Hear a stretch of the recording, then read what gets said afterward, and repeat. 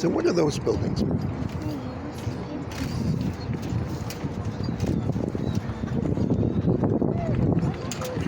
Hi guys.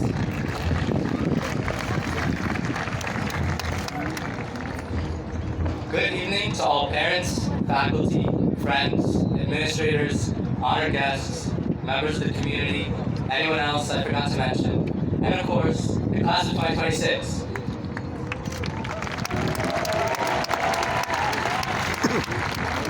I'm so honored to be here with you guys today. It's a little weird though. Maybe I'm only saying that because I've never spoken in front of so many people, but graduation gives way to some interesting emotions. It might feel bitter, it might feel sweet, or maybe even Is that the high school there? No, high it's a school lot there. to process, so I'll try my best to keep it short. But even if it's a little long and boring, be grateful that you're here because the class of 2020 didn't even get a graduation. I want to start by thanking those who deserve it most.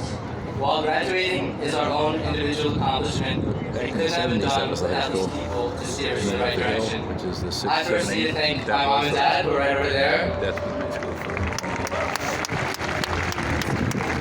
They left everything behind to move here from Serbia 26 years ago to build a better life for me and my brother.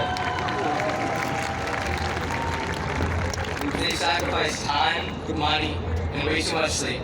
And the same story goes out to all the other dedicated parents here tonight. I'd also like to take a moment to thank the teachers and coaches that got us here.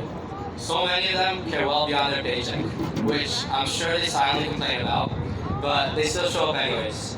They've encouraged us to ask questions, saw potential in us that we didn't know we had, and even helped us look over our speeches when we were stuck. Maybe that's just me though. But most importantly, they waited patiently at the front entrance to give us lunch attention 1 second after the first period bell rings. On a serious note though, on behalf of the class of 2026, thank you to all the family and faculty who made it all worthwhile. You guys can clap. Yeah.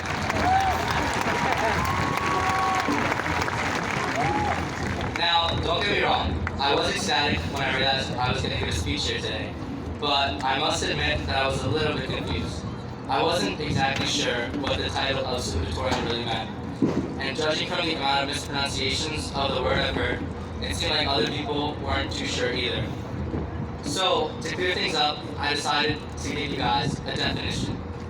UrbanDictionary.com defines salutatorian as the kid who stayed up way too late studying, drank enough coffee to kill a camel, and missed so many parties that everyone thought they were a monk, to just get second place.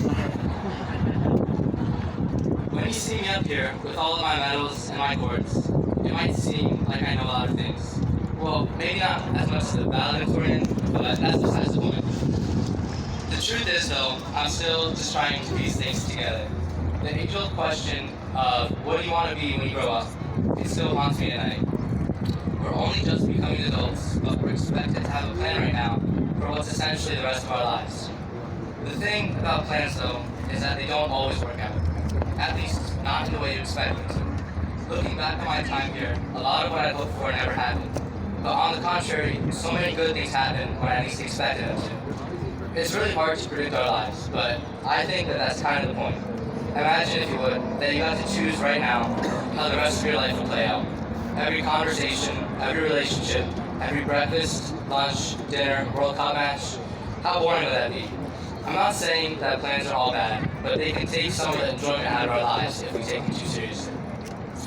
I think that 9-time NBA All-Star and 2013 Rookie of the Year Damian Lillard put it best when he said, "You always think you know more than you know. And as time goes by, you look back and you realize you really didn't know anything." Now, it's easy for us to realize when we look back in time that we didn't have things figured out. It's not so easy to do that in the present. But why wait to admit it 20 years down the line when you can embrace it right now? Because if you think we know it all, we can't really grow. We learn who we really are when we're thrown into the unknown. So why stifle that by only staying in our comfort zone? I think that there's a certain humility in not pretending to have all the answers. It's not as if my parents knew exactly how their lives were going to play out when they arrived here all those years ago. They had no idea how they were going to make it, but somehow they did.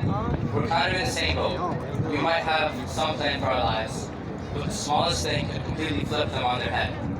Trust me when I tell you that you have no idea where you're going to end up in 10, let alone 20 years. But just because we don't know what will happen doesn't mean we should just sit there and let things happen to us. In reality, it's quite the opposite. Bless you. Just think of all the possibilities. Sure, nothing is promised to us, but everything is open. Don't worry so much about what might go wrong. You're much better off exploring what could go right. Uncertainty is not a curse, but a blessing. So go out there and get after it. I can't even begin to imagine all the wonderful things we'll do. Congratulations to Class of 2026.